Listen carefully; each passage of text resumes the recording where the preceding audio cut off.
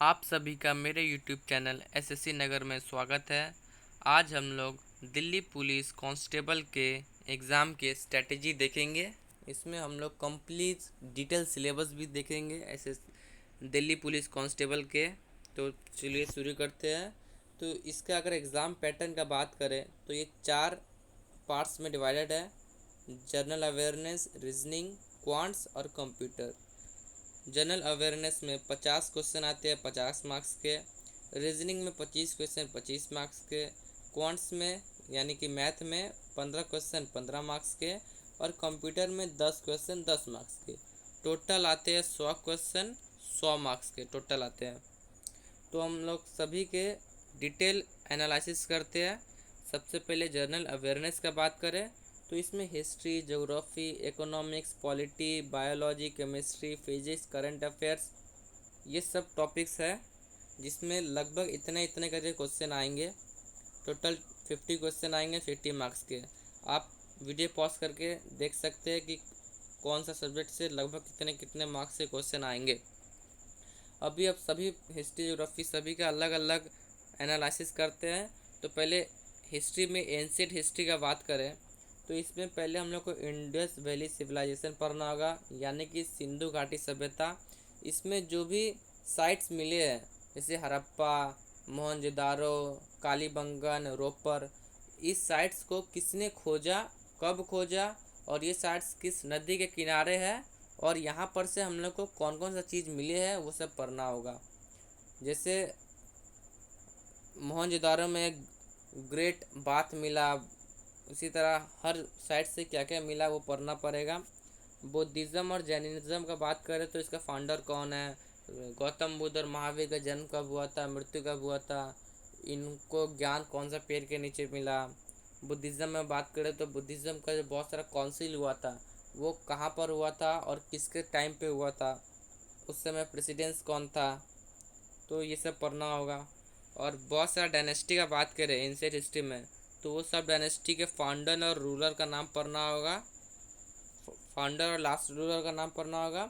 और Magadh empire, Maurya empire, Gupta period, ये सब के जितने भी रूलर रहे वो सब का क्रोनोलॉजिकल ऑर्डर में नाम याद रखना होगा। जैसे कि हम लोग मगध एम्पायर, मौर्य एम्पायर का बात करें तो इसका फाउंडर थे चंद्रगुप्त मौर्य, उसके बाद आया बिम्बिसार, उसके बाद आया चंद्रगुप्त। तो इसी तरह लाइन बाय लाइन सभी एम्पायर का नाम, एम्पायर में रूलर का नाम याद रखना पड़ेगा हम लोग को। एंशिएंट हिस्ट्री के बाद अगर हम लोग मिडिवल हिस्ट्री का बात करें तो मिडिवल हिस्ट्री में टोटल इतना डायनेस्टी के बारे में पढ़ना होगा जिसमें slave dynasty, Khilji dynasty, Tughlaq, Sayyid, Vijayanagara empire और मुगल के बारे में पढ़ना होगा। इन सभी रूलर के सिर्फ हम लोग को फर्स्ट रूलर और लास्ट रूलर के नाम याद रखना है। और मेन फोकस हम लोग को मुग़ल में करना होगा। मुग़ल में जैसे कि सभी का नाम लाइन में लाइन ऑर्डर में याद करना होगा। जैसे सबसे पहले बाबर आए, बाबर कब आए ये भी पढ़ना होगा। और जितने भी मुग़ल रूलर रहे हैं उनका जो, जहाँ पर जो उनका जो टॉम्ब है वो कौन सा जगह पर है, ये सब पढ़ना पड़ेगा। अब मिडिवल हिस्ट्री के बाद बात करें, मॉडर्न हिस्ट्री बहुत इंपॉर्टेंट है। इसमें हम लोग को जो सबसे इम्पोर्टेंट है वो है मूवमेंट इन गांधी एरा। इस समय जितना भी आंदोलन हुए जैसे कि असहयोग आंदोलन, सविनय अवज्ञा आंदोलन, भारत छोड़ो आंदोलन, ये सब कब हुआ ये बहुत इम्पोर्टेंट है। और इसमें मॉडर्न हिस्ट्री में हम लोग को ब्रिटिश कॉन्क्वेस्ट पढ़ना होगा। जैसे मतलब ब्रिटिश का बहुत सारा जो लड़ाई हुआ, जैसे मैसूर युद्ध हुआ, सिख युद्ध हुआ, इस तरह बहुत सारे युद्ध हुए हैं वो सब पढ़ना होगा, मराठा युद्ध। फिर कॉन्स्टिट्यूशनल डेवलपमेंट पढ़ना है हम लोग को मॉडर्न हिस्ट्री में। जैसे कि कॉन्स्टिट्यूशन बनने से पहले बहुत सारा ऐसा कानून आया था जो कॉन्स्टिट्यूशन बनाने में हेल्प किया। जैसे कि पिट्स इंडिया एक्ट आया 1784 में, फिर बहुत सारा चार्टर एक्ट आया 1793 में, एक आया 1813 में, एक आया 1833 में, एक आया। फिर मॉन्टेगू चेस्टफोर्ड सुधार आया, मार्लेमेंटो सुधार आया। तो ये सब के बारे में पढ़ना होगा कि इसमें क्या क्या चीज़ आया था। फिर गवर्नर जनरल का सबका नाम याद रखना होगा क्रोनोलॉजिकल ऑर्डर में। फिर मॉडर्न हिस्ट्री के बाद बात करें ज्योग्राफी की तो इसमें हम लोग को सोलर सिस्टम पढ़ना होगा कि कौन सा प्लैनेट सबसे ज़्यादा करीब है सूरज के, कौन सा प्लैनेट सबसे ज़्यादा दूर है, कौन सा प्लैनेट सबसे ज़्यादा बड़ा है, किस प्लैनेट के कितने चंद्रमा है, कौन सा प्लैनेट का सबसे ज़्यादा चंद्रमा है, ये सब पढ़ना होगा। उसके बाद मूवमेंट ऑफ अर्थ में रिवॉल्यूशन पढ़ना है, रोटेशन पढ़ना है। रिवॉल्यूशन और रोटेशन के कारण कौन कौन सा प्रभाव पड़ता है, कौन सा दिन, कौन सा डेट में सबसे ज़्यादा दिन बड़ा होता है, कौन सा डेट में सबसे छोटा दिन होता है, ये सब पढ़ना होगा। फिर लिथोस्फीयर पढ़ना होगा, लिथोस्फीयर रॉक्स पढ़ना है। एटमॉस्फेयर बहुत ही ज़्यादा इंपॉर्टेंट है, इसमें जो बहुत सारा लेयर्स है एटमॉस्फेयर के, जैसे कि क्षोभ मंडल, समताप मंडल, तो कौन सा लेयर सबसे ज़्यादा नीचे है, कौन सा लेयर सबसे ज़्यादा ऊपर है, ये सब पढ़ना है। बाउंड्रीज भी बहुत इंपॉर्टेंट है, इसमें हम लोग को पढ़ना है कि जो हम लोग के जो पड़ोसी देश है जैसे कि पाकिस्तान, चाइना, बांग्लादेश, ये सब इंडिया के कौन कौन से स्टेट के साथ अपना बाउंड्री शेयर करते हैं, ये सब पढ़ना होगा। जैसे कि अगर पाकिस्तान का बात करें तो पाकिस्तान जम्मू कश्मीर, पंजाब, गुजरात और राजस्थान के साथ अपना के साथ बाउंड्री शेयर करता है, तो उसी तरह बाकी सब कंट्रीज़ का भी चेक करेंगे हम लोग। फिर माउंटेन एंड पासेस पढ़ना है, तो माउंटेन एंड पासेस में पासेस बहुत ही ज़्यादा इंपॉर्टेंट है। पासेस में देखना है कि कौन सा पासेस जो है, जैसे कि नाथुला पास हो गया, जेलेपला पास हो गया, ये कौन सा स्टेट में है, ये पढ़ना होगा। रिवर्स में पढ़ना होगा हम लोग को कि कौन सा रिवर कहाँ से निकलती है, उस रिवर का सहायक नदी क्या है, साउथ में सबसे लंबी रिवर क्या है, ये सब पढ़ना होगा। लेक्स और डैम्स में हम लोग को पढ़ना है कि कौन सा लेक या डैम जो है वो कौन सा स्टेट में है। एग्रीकल्चर पढ़ना होगा कि कौन सा जो फसल है वो कौन सा स्टेट में सबसे ज़्यादा उगता है। ट्रांसपोर्ट में हम लोग को रोड ट्रांसपोर्ट में पढ़ना होगा, रेलवे का पढ़ना होगा और एयरपोर्ट का भी पढ़ना होगा। एयरपोर्ट सबसे ज़्यादा इंपॉर्टेंट है, इसमें एयरपोर्ट में आता है कि कौन सा एयरपोर्ट कहाँ पर है। जैसे कि शिवाजी महाराज एयरपोर्ट का बात करें तो वो महाराष्ट्र में है, ऐसे ही सभी एयरपोर्ट का नाम और वो कहाँ पर है ये याद करना होगा। उसके बाद नेशनल पार्क, ये सबसे ज़्यादा इंपॉर्टेंट है, इसमें एक क्वेश्चन पक्का आ जाता है कि आएगा ही। इसमें जैसे क्वेश्चन बन सकता है कि जैसे काजीरंगा नेशनल पार्क है वो कहाँ पर है, तो इसका आंसर होगा असम में। तो इसी तरह जो बहुत सारा नेशनल पार्क इंपॉर्टेंट है वो सब हम लोग को पढ़ना पड़ेगा। पॉलिटी का बात करें तो पॉलिटी में हम लोग को मेकिंग ऑफ कॉन्स्टिट्यूशन पढ़ना होगा, माने कॉन्स्टिट्यूशन बनने के टाइम क्या क्या हुआ, उस टाइम कौन हेड थे कॉन्स्टिट्यूशन बनाने के, कब कॉन्स्टिट्यूशन बना, कितना दिन लगा, ये सब पढ़ना पड़ेगा। फिर बोरोड फीचर्स, मतलब हम लोग कॉन्स्टिट्यूशन जो बना वो उसमें हम लोग बहुत सारा जो कानून है वो दूसरे देश से लिए, जैसे कि हम लोग अमेरिका से लिए कि हम लोग का देश में वाइस प्रेसिडेंट होगा, देश में फंडामेंटल राइट्स होगा, ये सब हम लोग अमेरिका से लिए।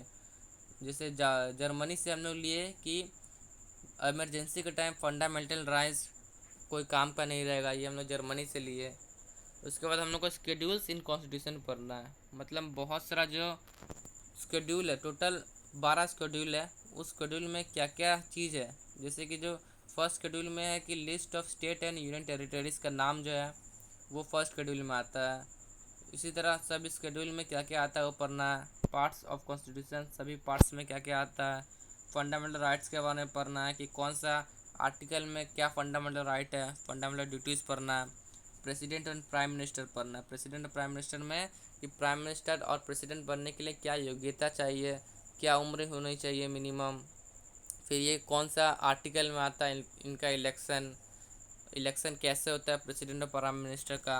पार्लियामेंट पढ़ना है, पार्लियामेंट में राज्यसभा और लोकसभा के बारे में पढ़ना है कि लोकसभा राज्यसभा का सदस्य बनने के लिए क्या एलिजिबिलिटी क्राइटेरिया चाहिए। फिर टोटल कितने मेंबर हो सकते हैं लोकसभा और राज्यसभा में। सुप्रीम कोर्ट और हाई कोर्ट में यही देखना है कि जज बनने के लिए क्या एलिजिबिलिटी क्राइटेरिया चाहिए। गवर्नर और चीफ मिनिस्टर में भी वही चीज़ पढ़ेंगे जो प्रेसिडेंट और प्राइम मिनिस्टर में पढ़ेंगे। तो पॉलिटी बहुत आसान है, ये आराम से कंप्लीट हो जाएगा बहुत ही जल्दी। अब इंडियन इकोनॉमी का बात करें तो इसमें बहुत सारे गवर्नमेंट स्कीम्स है, उसके बारे में पढ़ना है। एक दो स्कीम्स का एग्जांपल मैं दे देता हूँ, जैसे कि प्रधानमंत्री वय वंदना योजना, ये स्कीम के बारे में पढ़ना है कि ये स्कीम सीनियर सिटीजन्स के लिए होता है। ऐसा ही प्रधानमंत्री सुरक्षा बीमा योजना, तो इस तरह बहुत सारे स्कीम्स है जो गवर्नमेंट लॉन्च करती है, इसके बारे में पढ़ना है। पॉवर्टी के बारे में पढ़ना है। अनएम्प्लॉयमेंट के बारे में पढ़ना है। अनएम्प्लॉयमेंट में अनएम्प्लॉयमेंट का बहुत सारा कैटेगरी होता है, तो वो सब कैटेगरी का डेफिनेशन पढ़ना है। जैसे कि ओपन अनएम्प्लॉयमेंट हो गया, स्ट्रक्चरल अनएम्प्लॉयमेंट हो गया, ये सब आपको लूसेंट के बुक में मिल जाएंगे, चिंता करने की ज़रूरत नहीं है। फिर इंडस्ट्री पढ़ेंगे, मनी मार्केट पढ़ना है। मनी मार्केट में हम लोग को मार्केट में जो मनी है वो कैसे फ्लो करता है वो पढ़ना है। फिर आरबीआई के बारे में पढ़ना है, एसबीआई, जो जितने भी बैंक्स है उसका बना, फाउंडर कहाँ है, और ये कौन से स्टेट में है, इनका जो मेन ब्रांच है वो कौन से स्टेट में है, ये पढ़ना होगा। अब बहुत सारा डेफिनेशन है उस पढ़ना पड़ेगा, जिसमें inflation, deflation, repo rate, reverse repo rate, GDP, GNP, NNP, NDP, national income, सबका डेफिनेशन बहुत ही ज़्यादा इंपॉर्टेंट है, ये पढ़ना पड़ेगा। अब इकोनॉमी के बाद बायोलॉजी का बात करें तो इसमें प्लैनेट किंगडम के बारे में पढ़ना पड़ेगा, एनिमल किंगडम पढ़ना पड़ेगा। प्लैनेट किंगडम में थैलाफाइटा, ब्रायोफाइटा, टेरिडोफाइटा, जिम्नोस्पर्म, एग्नोस्पर्म, इस सब का डेफिनेशन पढ़ना है।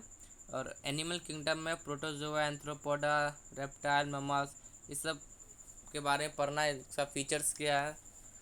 और उसके बाद structure and work of cell, cell का स्ट्रक्चर पढ़ना होगा। जैसे कि सेल के स्ट्रक्चर में क्या क्या आता है, माइटोकॉन्ड्रिया आता है, साइटोप्लाज्म आता है, तो इस सब के स्ट्रक्चर के बारे में पढ़ना है।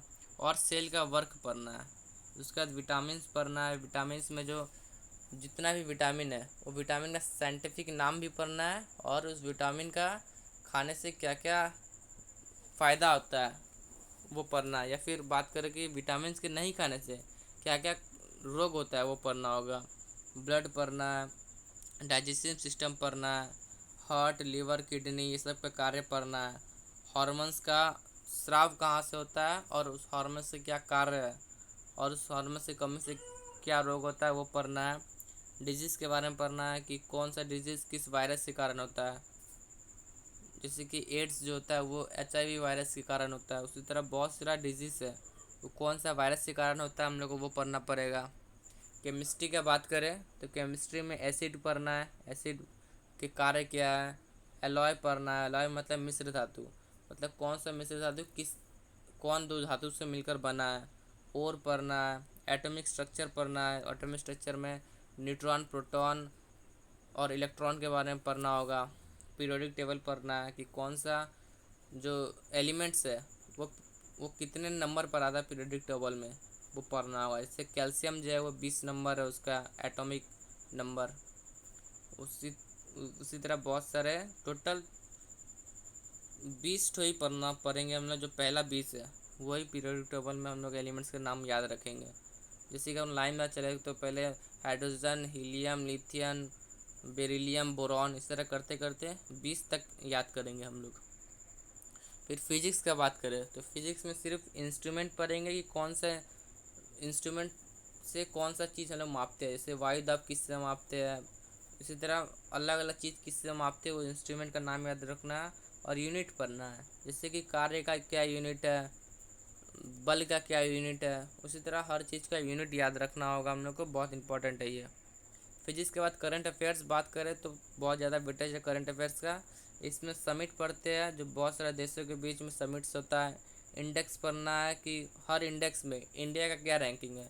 जैसे कि करप्शन का इंडेक्स निकलता है उसमें इंडिया का क्या रैंकिंग है, पॉवर्टी का इंडेक्स निकलता है उसमें इंडिया का क्या रैंकिंग है, ईज़ ऑफ डूइंग बिजनेस का इंडेक्स निकलता है उसमें इंडिया का क्या रैंकिंग है। फिर मिलिट्री एक्सरसाइज बहुत इंपॉर्टेंट है। इंडिया जो है वो हर देश के साथ मिलिट्री एक्सरसाइज करता है, तो वो मिलिट्री एक्सरसाइज का क्या नाम है और कहाँ पर हुआ वो पढ़ना है। बुक्स एंड ऑथर्स पढ़ना है, जो बड़े बड़े ऑथर्स जो नए हाल ही में बुक लिखते हैं वो पढ़ना होगा। फिर स्पोर्ट्स पढ़ना है, जो बहुत सारा स्पोर्ट्स होता है, जैसे क्रिकेट हो गया, फुटबॉल हो गया, टेनिस सबसे ज़्यादा इंपॉर्टेंट है। फिर फार्मूला 1 रेस हो गया, तो इसमें जो बहुत सारा चैम्पियनशिप होता है उस चैम्पियनशिप को कौन जीता है वो पढ़ना पड़ेगा। अवार्ड्स एंड ऑनर्स सबसे ज़्यादा इंपॉर्टेंट ये है। इसमें जो बहुत सारे अवार्ड्स होते हैं, जैसे कि ऑस्कर अवार्ड हो गया, भारत रत्न हो गया, पद्म विभूषण हो गया, इस तरह बहुत सारा अवार्ड है, वो सब अवार्ड कौन जीता है वो सब पढ़ना पड़ेगा हम लोग करंट अफेयर्स में। और अदर्स में बात करें तो फर्स्ट में हम लोग पढ़ना है कि फ़र्स्ट फीमेल कौन है। जैसे कि फ़र्स्ट फीमेल जो चांद पे गई, उसी तरह first female president of India, तो हर जगह में फर्स्ट फीमेल और फर्स्ट मेल याद करना होगा। फोक डांस याद करना होगा कि कौन सा फोक डांस है वो कौन सा स्टेट का है, जैसे कि भरतनाट्यम कौन सा स्टेट का है। उसी तरह इंपॉर्टेंट डेट्स पढ़ना होगा कि कौन सा डेट्स में कौन सा डे है, जैसे कि वर्ल्ड योगा डे ये कौन सा डे होता है, वर्ल्ड कैंसर डे कौन सा डे होता है। फिर यूएन एंड अदर्स ऑर्गेनाइजेशंस के बारे में पढ़ना है कि इनका हेडक्वार्टर कहाँ पर है और कब स्थापना हुआ, जैसे कि यूएन का स्थापना कब हुआ या फिर हेडक्वार्टर कहाँ पर है। उसी तरह बहुत सारा ऑर्गेनाइजेशन भी है जैसे सार्क हुआ, इसका हेडक्वार्टर कहाँ पर है और कब स्थापना हुआ ये पढ़ना होगा। और मेंबर कंट्री का नाम भी याद करना होगा, ये भी बहुत इंपॉर्टेंट है, कभी कभी पूछ लेता है मेंबर कंट्री का नाम। इसी के साथ जीएस कंप्लीट होता है। जनरल अवेयरनेस के लिए आप बस लूसेंट बुक फॉलो कीजिए और कुछ पढ़ने का ज़रूरत नहीं है। लूसेंट बस यही करिएगा, आपका काम हो जाएगा जनरल अवेयरनेस में। अब रीजनिंग का बात करें तो रीजनिंग में सिर्फ ये बुक कीजिए दिन में 1 घंटा, और कुछ भी करने का ज़रूरत नहीं है। रीजनिंग में बहुत ही ईजी होता है रीजनिंग। इसमें जो 25 नंबर का रीजनिंग आ रहा है, इसमें आप अगर रोज़ 1 घंटा करते हैं 1 महीना तक तो आराम से आप 20 मार्क्स उठा सकते हैं रीजनिंग में। तो रीजनिंग ज़्यादा टफ नहीं है, आपको चिंता लेने का ज़रूरत बिल्कुल नहीं है। अब कंप्यूटर का बात करें तो ये टोटल सिलेबस है कंप्यूटर का।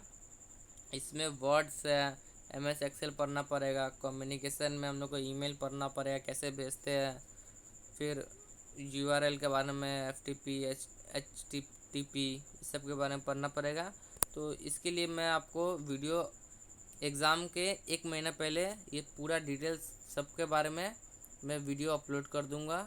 आपको चिंता लेने की ज़रूरत बिल्कुल नहीं कंप्यूटर में, बस आप मेरा चैनल सब्सक्राइब कर लीजिएगा। ये एग्ज़ाम के 1 महीना पहले मैं हर एक चीज़ का डिटेल में वीडियो एक्सप्लेन करके डाल दूंगा। इसके लिए आपको कोई बुक खरीदने की ज़रूरत नहीं है कंप्यूटर के लिए। न्यूमेरिकल एबिलिटी की बात करें तो ये सब चैप्टर है न्यूमेरिकल एबिलिटी में। ये सब चैप्टर मैं 1 अगस्त से रोज़ एक एक चैप्टर का वीडियो ट्रिक के साथ अच्छा से सबका एक्सप्लेन कर दूंगा हर एक चैप्टर का। तो मैथ में भी आपको कोई चिंता लेने की ज़रूरत नहीं है, बस आप मेरा वीडियो देखिएगा और ये बुक खरीद लीजिएगा प्रीवियस ईयर का। जो चैप्टर मैं यहाँ पर समझाऊंगा आपको, वो चैप्टर समझने के बाद यहाँ से आप प्रीवियस ईयर सॉल्व कीजिएगा। आराम से मैथ में आप 15 में 15 उठा सकते हैं। मैथ में भी ज़्यादा चिंता करने की ज़रूरत नहीं है, बहुत आसान मैथ आएगा कांस्टेबल में। तो इसी के साथ वीडियो ख़त्म करते हैं। अगर वीडियो अच्छा लगे तो लाइक कीजिए और चैनल को सब्सक्राइब करना मत भूलिएगा, क्योंकि आगे बहुत सारा वीडियोस दिल्ली पुलिस कांस्टेबल से जुड़ा हुआ आते रहेगा। और मैंने परसेंटेज पे वीडियो एक बना के रखा है पहले से ही, अगर आप देखना चाहें तो देख सकते हैं, बस सर्च कीजिएगा परसेंटेज ट्रिक्स बाय एसएससी नगर। तो चलिए अब विदा लेते हैं।